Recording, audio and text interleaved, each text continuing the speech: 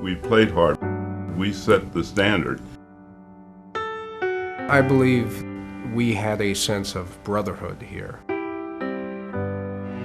As a coach, I believe you have great impact on people's lives. It's been a wonderful trip, and I wouldn't have traded it for anything.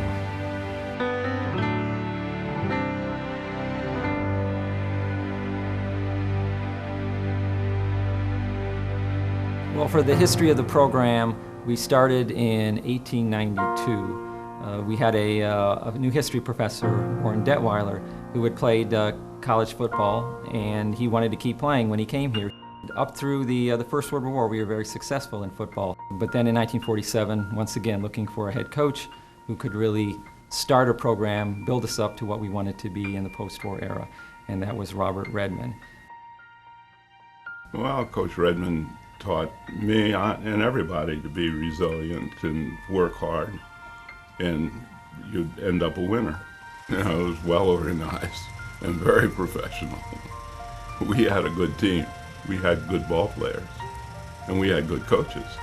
He just molded the program into one of the most successful in the country. Our first 2 undefeated seasons ever. We were one of the top teams in the whole country in 1948, undefeated again in 1951. And Redmond just really put us on the map.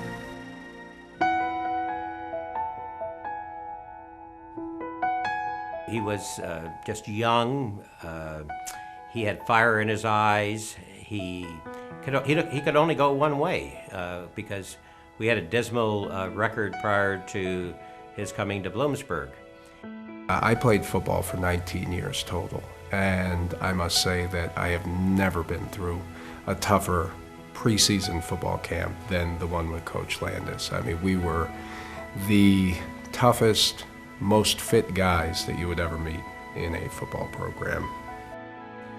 Well, he was tough. He was not a warm and fuzzy coach by any means, but fair and tough and well organized, and everything had a purpose to it.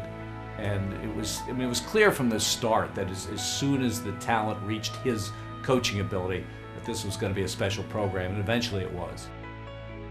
I remember when they first contacted us, they had just gotten beaten by Millersville 72-0.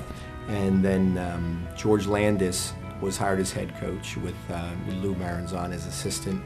And they started the recruiting process, and they were going to turn things around. They're going to bring in a lot of large freshman class.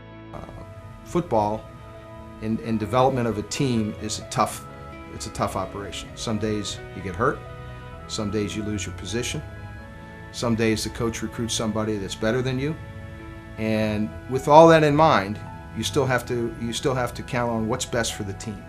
They grew up to be 4-year starters on that 1985 championship team, and I think of that often from a perspective of what experience brings, and it really boils down to the more reps you get, the more snaps you have on Saturday afternoon, truly measure the kind of football player you are.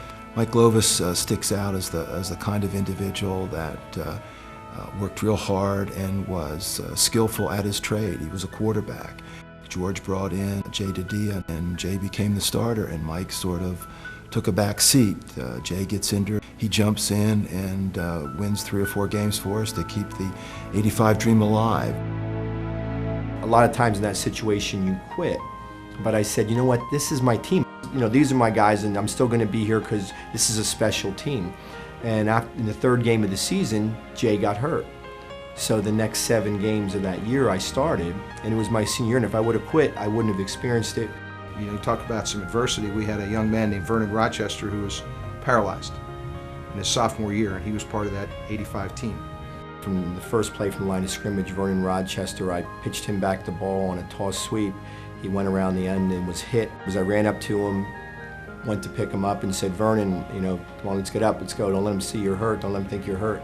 And he just looked at me and said, Glow, he says, I can't move. And we were young kids. I was 18-year-old sophomore at that time, and I think for everybody on the team, we grew up. The team came together, and we ended up finishing second in the Eastern Conference with very young people on the team. I had a vision that was helped to develop along with some people here on campus, and together we kind of painted the picture. But it took a bunch of kids to believe in that, and believe in me, and believe in the other coaches, and have confidence. They started to believe a little bit more, and I probably did as well.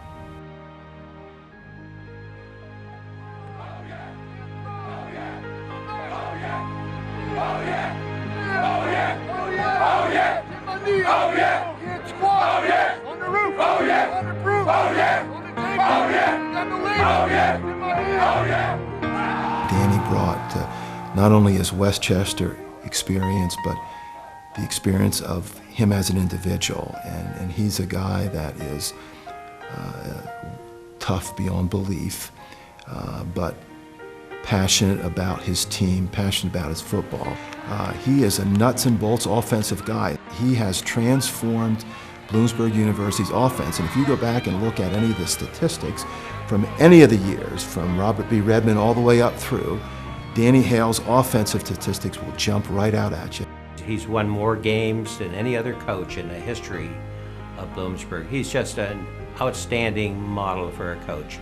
If I had sons and wanted them to play college football, I would want them to play for Danny Hale, because he's more than a coach, he teaches values.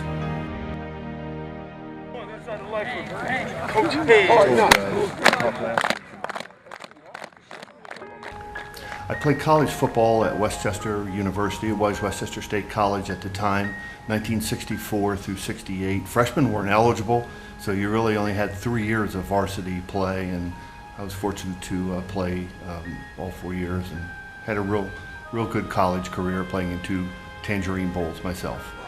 I have a beautiful wife. We're pushing 42 years here, and we have 4 children. The 2 latter ones graduated from Bloomsburg. I was a state college product myself, first generation player, first generation really to go to college.